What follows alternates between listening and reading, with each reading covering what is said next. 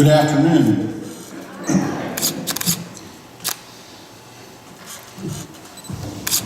Well, as she said, I'm Charles Jesse Buffalo Jones. I was born January 31st, 1944 in Money Township, McLean County, Illinois. I am the third of 12 children born to Noah and Jane Jones. The first 17 years of my life I spent working on the family farm, where none other than Abraham Lincoln was a frequent guest and a family friend. I then entered Illinois Wesleyan University in 1862, but typhoid fever forced me to give up my studies after only 2 years. So I decided to try my luck out west, and in 1866 I moved to Troy, Kansas, which is just west of St. Joe, Missouri, in Doniphan County.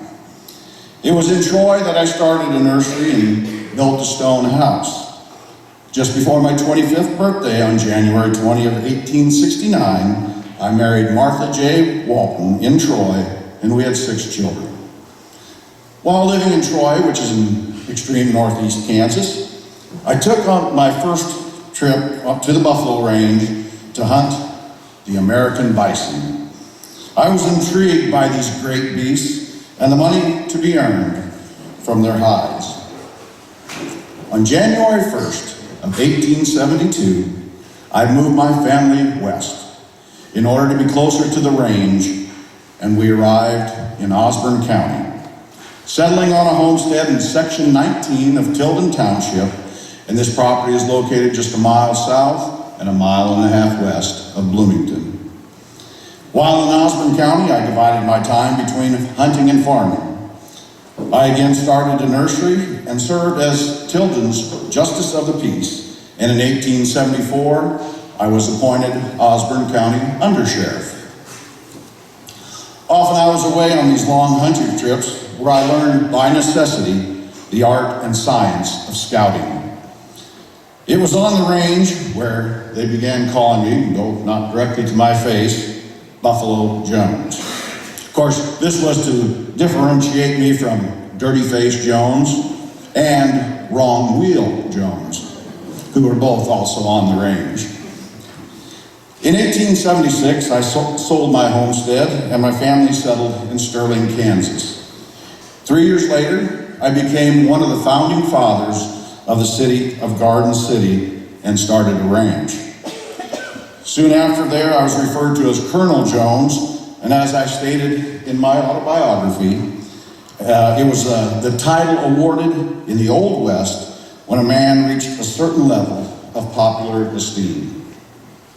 While in Garden City, I was able to convince the Santa Fe Railroad to establish a station there in 1885, and then I completed a stone courthouse, and I presented it and the entire surrounding block to the county as a gift.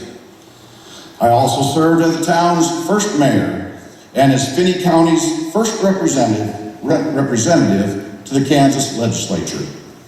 It was in the legislature that I worked along General Hiram Bull, the representative from here in Osborne County, who was one of the county's first settlers. And by the way, General Bull was here last year at Storytelling Festival. Sadly, I had predicted Hiram Bull's death by an angry tame bull elk. This happened at around 9 o'clock on a Sunday morning on October 12th of 1879. In my 1899 autobiography, Buffalo Jones, 40 Years of Adventures on the Plain, I talked about these tame wild animals, and I said, a tame wild animal is the most dangerous of beasts.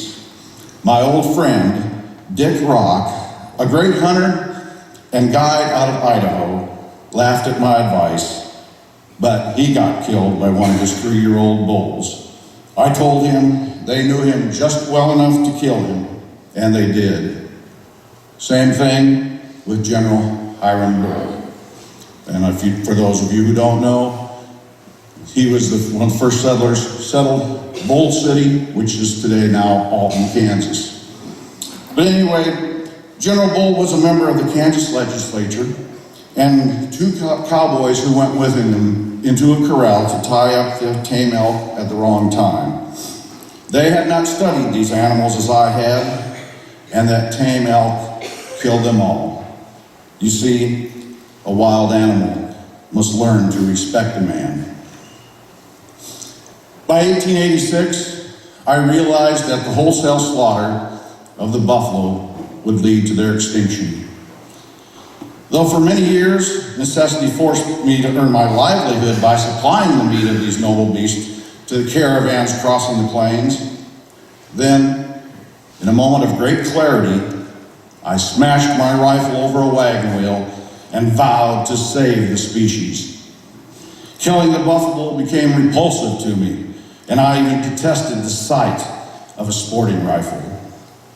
Between 1886 and 1889, I made 4 trips to Texas, to the Texas Panhandle, to capture buffalo calves and return them to my ranch.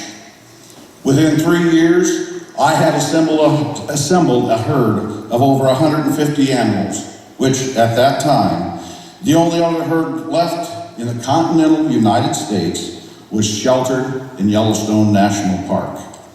And that herd was only 250 head.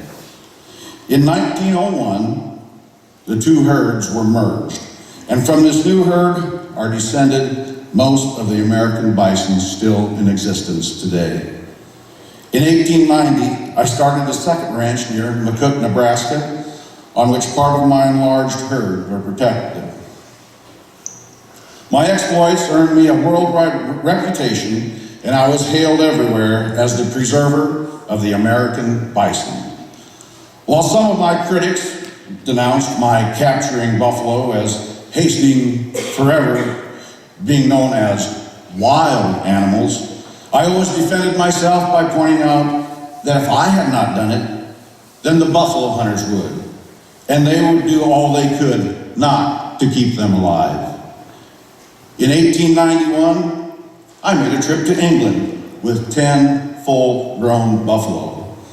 The animals were not entirely sure about the idea about traveling on a ship, but in the end they were delivered to the London Zoological Gardens, and I became the talk of Europe after I presented the Prince of Wales a magnificent buffalo robe.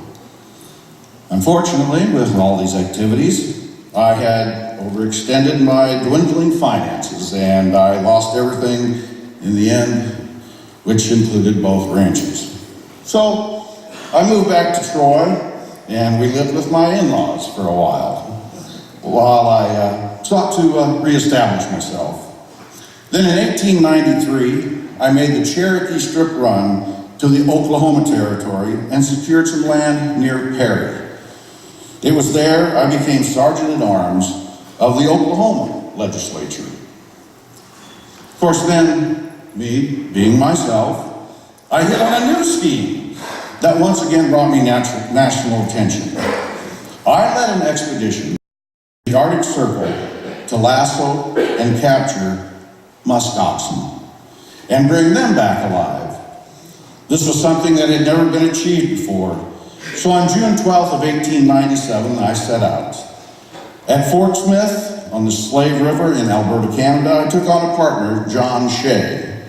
He was a Scottish trapper and trader, and together we attempted to locate and snare the wild oxen. In the end, we did manage to capture 5 calves, but the local Indians slit their throats for a native ritual. Discouraged, we gave up the venture and I started on my way back home. The following year, again, me being me, I briefly joined the Alaska Gold Rush, but decided it was high time to get back to my family, and I reunited with my family back in Troy on October 8 after 5 years of separation. Along with Colonel Henry Inman, as I mentioned earlier, I penned my autobiography, Buffalo Jones, 40 Years of Adventure on the Plains, which appeared in print in 1899. It was then in July of 1902 when President Theodore Roosevelt appointed me the game warden of Yellowstone National Park. I held this position for a little over 3 years until September of 1905, when I resigned in a dispute with the U.S. Army, who was in charge of the park. The next year, I established a ranch along the northern rim of the Grand Canyon in Arizona Territory. Years before, I had tried to cross domestic cattle with the buffalo, which I labeled the cattle. But it failed. And it was here I tried again, but unfortunately the cattle never became popular. But it was also here when I was in Arizona that a dentist from New York City, Zane Grey, visited me in the spring of 1907 in hopes that his health would improve. Together, we wrote and relocated mountain lions, and Zane wrote his first book, The Last of the Plainsmen, with myself as the hero. In 1910, I made my first trip to Africa to rope wild animals. A silent film and lecture tour of the trip were national sensations, and my previous exploits were also given much publicity. 4 years later, at the age of 70, I made a second trip to Africa, this time to rope and capture gorillas. Well, regrettably, I contracted jungle fever and suffered a severe heart attack. My health never fully recovered, and I spent my remaining years in Topeka, Kansas.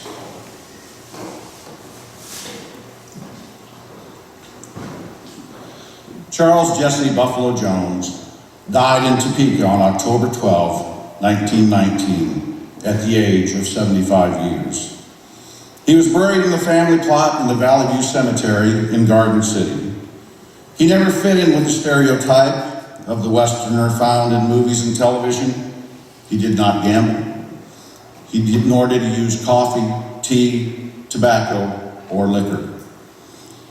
In 1982, his successful preservation efforts to save the American bison earned him a posthumous induction into the National Buffalo Association's Buffalo Hall of Fame. It was his character, courage, and unwavering spirit as a child of the American West that earned him a permanent place in the Osborne County Hall of Fame in 1996. Zane Grey once stated, "Buffalo Jones was great in all those remarkable qualities common to the men who opened the West. Courage, endurance, determination, hardihood were developed in him to the highest degree. No doubt, something of Buffalo Jones crept unconsciously into all the great fiction characters I created." Thank you.